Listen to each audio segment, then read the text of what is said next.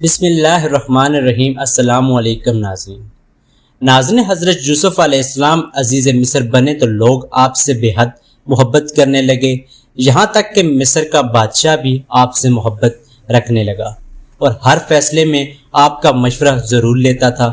پھر اس کے بعد ایسا قحط پڑا کہ ساری دنیا کے لوگوں نے مصر کا رخ کیا۔ حضرت یوسف علیہ السلام نے مصر کے بادشاہ کا خواب سننے کے بعد اندازہ لگا لیا تھا کہ 7 برس کے بعد ایک عالمگیر قحط دنیا کو اپنی لپیٹ میں لینے والا ہے۔ چنانچہ امیر مصر کی حیثیت سے آپ نے غذا کی قلت کا مقابلہ کرنے کے لیے 7 برس میں اناج کی بھرپور طریقے سے تنظیم کی۔ عوام کی ضرورت کو پورا کرنے کے ساتھ ساتھ 7 برس تک اجناس کو محفوظ کرنے کی مؤثر اور منظم حکمت عملی تیار کر لی۔ چنانچہ جب قحط نے پوری دنیا کو لپیٹ میں لے لیا تو جناب یوسف علیہ السلام کی کامیاب حکمت عملی کی وجہ سے صرف مصر میں ہی غذا کی ترسیل برقرار نہیں رہی، بلکہ بہت سے قحط زدہ علاقے غذائی قلت کا مقابلہ کرنے کے لیے یوسف علیہ السلام کی قیادت میں چلنے والی ریاست مصر سے رجوع کرنے پر مجبور ہو گئے۔ حضرت یوسف علیہ السلام کے وہی بھائی جنہوں نے انہیں کنویں میں گرا دیا تھا وہ بھی غلہ لینے کے لیے مصر پہنچ گئے۔ حضرت یوسف علیہ السلام نے اپنے بھائیوں سے کہا کہ میرے والد کو حضرت یوسف علیہ السلام نے اپنے والد اور سب اہل و عیال کو لانے کے لیے بھائیوں کے ساتھ 2 سواریاں بھیج دیں۔ حضرت یعقوب علیہ السلام نے اپنے گھر والوں کو جمع کیا تو کل 72 یا 73 آدمی تھے جن کو ساتھ لے کر مصر روانہ ہو گئے۔ مگر اللہ تعالیٰ نے آپ کی نسل میں اتنی برکت عطا فرمائی کہ جب حضرت موسیٰ علیہ السلام کے وقت میں بنی اسرائیل مصر سے نکلے تو 6 لاکھ سے زیادہ تھے، حالانکہ حضرت موسیٰ علیہ السلام کا زمانہ حضرت یعقوب علیہ السلام کے مصر جانے سے صرف 400 سال بعد کا زمانہ ہے۔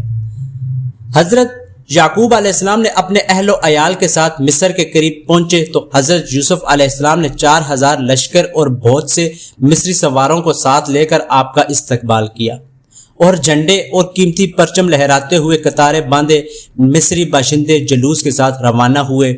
جب لشکر پہنچ گیا دونوں باپ بیٹے یعنی حضرت یعقوب علیہ السلام اور حضرت یوسف علیہ السلام گلے لگ کے بہت روئے۔ حضرت یوسف علیہ السلام نے بڑی شان کے ساتھ اپنے بابا یعقوب علیہ السلام کو عزیز مصر کے تخت پر بٹھایا اور تمام لوگ آپ علیہ السلام کی تعظیم کرنے لگے۔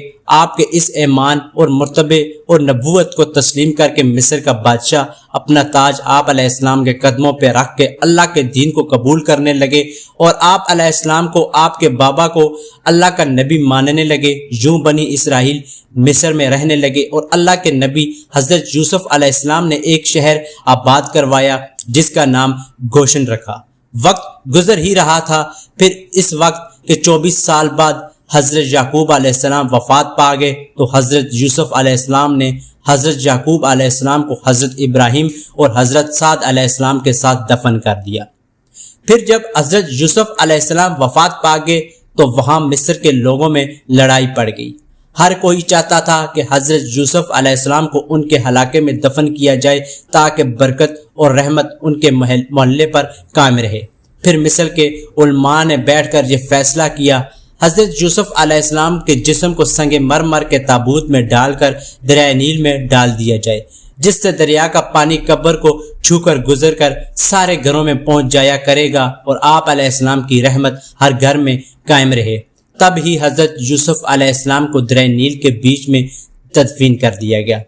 لیکن حضرت یوسف علیہ السلام نے مرنے سے پہلے یہ وصیت کی تھی کہ مجھے حضرت جبرائیل علیہ السلام نے خبر دی ہے کہ میری آنے والی نسلیں یہاں سے ہجرت کر جائیں گی اور میرے لوگ میرے تابوت کو نکال کر یہاں سے لے جائیں گے اور مجھے پھر میرے باپ دادا اور پردادا کے ساتھ دفن کر دیا جائے گا۔ ناظرین، 400 سال گزرنے کے بعد فرعون مصر بنی اسرائیل پر ظلم ڈھانے لگے تو اللہ نے حضرت موسیٰ علیہ السلام کو ان کی طرف پیغمبر بنا کر بھیجا۔ موسیٰ علیہ السلام نے جب فرعون کا تختہ الٹا کیا اور اپنی قوم کو لے کے مصر سے جانے لگے تو کافی سفر کے بعد بھی اللہ کے نبی موسیٰ علیہ السلام اپنی منزل سے محروم رہے۔ بالآخر آپ کے پاس جبرائیل امین نازل ہوئے اور کہنے لگے کہ اللہ کا حکم ہے کہ اپنے جد حضرت یوسف علیہ السلام کی وصیت کو پورا کرو۔ یہاں آپ کو حدیث مبارکہ کا بیان کرتے ہیں۔ امام ابن ابی حاتم کی ایک حدیث میں ہے کہ نبی کریم صلی اللہ علیہ وآلہ وسلم کسی اعرابی کے ہاں مہمان ہوئے۔ اس نے آپ صلی اللہ علیہ وآلہ وسلم کی بڑی خاطر تواضع کی۔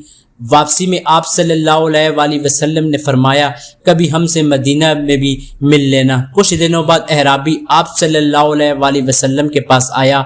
حضور صلی اللہ علیہ وآلہ وسلم نے فرمایا کچھ چاہیے؟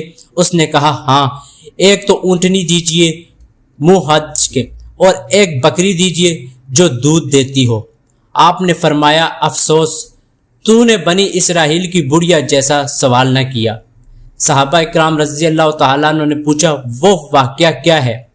آپ صلی اللہ علیہ وآلہ وسلم نے فرمایا جب کلیم اللہ بنی اسرائیل کو لے کر چلے تو راستہ بھول گئے، 1000 کوشش کی لیکن راہ نہ ملی۔ آپ نے لوگوں کو جمع کر کے پوچھا یہ کیا اندھیرا ہے؟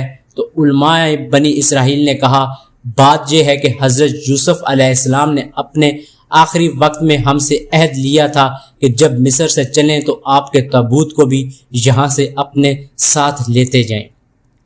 حضرت موسیٰ علیہ السلام نے دریافت فرمایا کہ تم میں سے کون جانتا ہے کہ حضرت یوسف علیہ السلام کی تربت کہاں ہے؟ سب نے انکار کر دیا کہ ہم نہیں جانتے، ہم میں ایک بڑھیا کے سوا کوئی بھی آپ کی قبر سے واقف نہیں۔ آپ نے اس بڑھیا کے پاس آدمی بھیج کر اسے کہلوایا کہ مجھے حضرت یوسف علیہ السلام کی قبر دکھلا۔ بڑھیا نے کہا ہاں دکھلاؤں گی، لیکن پہلے اپنا حق لے لوں۔ حضرت موسیٰ علیہ السلام نے کہا تو کیا چاہتی ہے؟ اس نے کہا جنت میں آپ کا ساتھ مجھے میسر ہو۔ آپ علیہ السلام پر اس کا یہ سوال بہت بھاری پڑا۔ اس وقت وہی آئی کہ اس کی بات مان لو، اس کی شرط منظور کر لو۔ اب وہ آپ کو ایک جھیل کے پاس لے گئی جس کے پانی کا رنگ بھی متغیر ہو گیا تھا، اور کہا اس کا پانی نکال ڈالو۔ جب پانی نکال دیا گیا اور زمین نظر آنے لگی تو کہا اب یہاں کھودو۔ کھودنا شروع ہوا تو قبر ظاہر ہو گئی، تابوت ساتھ رکھ لیا۔ اب چلنے لگے تو راستہ صاف نظر آنے لگا اور سیدھی راہ لگ گئی۔ جو آپ کا تابوت تھا وہ سنگ مرمر کا بنا ہوا تھا، اور اس کو حضرت موسیٰ علیہ السلام فلسطین لے گئے۔ آپ نے تابوت یوسف اپنے ساتھ اٹھا لیا۔ کہا گیا کہ خود آپ نے ہی اسے اٹھایا تھا اور حضرت اسحاق علیہ السلام اور حضرت یعقوب علیہ السلام کے برابر لا کر ان کو دفن فرما دیا۔ سبحان اللہ! اللہ پاک نے کیسے حیران کن طور پر 400 سال حضرت یوسف علیہ السلام کی قبر کو پوشیدہ رکھا، اور پھر حضرت موسیٰ علیہ السلام نے ان کے تابوت کو مصر سے فلسطین لے گئے۔ حضور اکرم صلی اللہ علیہ وآلہ وسلم نے اس اعرابی کو فرمایا کہ مجھے تو شک تھا کہ کہیں تم نہ کہہ دو کہ یا رسول اللہ صلی اللہ علیہ وآلہ وسلم میں آپ کا ساتھ چاہتا ہوں، جنت میں آپ کے ساتھ رہوں۔ یہ واقعہ مسند بزار سورہ غافر کی تفسیر اور اس کے علاوہ تفسیر ابن کثیر میں بھی ہے۔ اس واقعے کو مسند حوالہ جات سے بیان کیا گیا ہے۔ اللہ پاک سے دعا ہے کہ وہ ہمیں مکہ مکرمہ اور مدینہ میں حاضری کے بعد حضرت یوسف علیہ السلام کی قبر کی بھی زیارت نصیب فرمائے۔ آمین ثم آمین۔ اگر آپ کو ہماری آج کی یہ ویڈیو پسند آئی ہو تو لائک، شیئر اور چینل کو سبسکرائب کرنا مت بھولیے، تاکہ ہماری نئی آنے والی ویڈیوز آپ کو آسانی سے ملتی رہیں۔ ملتے ہیں ایک نئی تاریخی اور معلوماتی ویڈیو کے ساتھ۔ خدا ہم سب کا حامی و ناصر ہو۔ خدا حافظ۔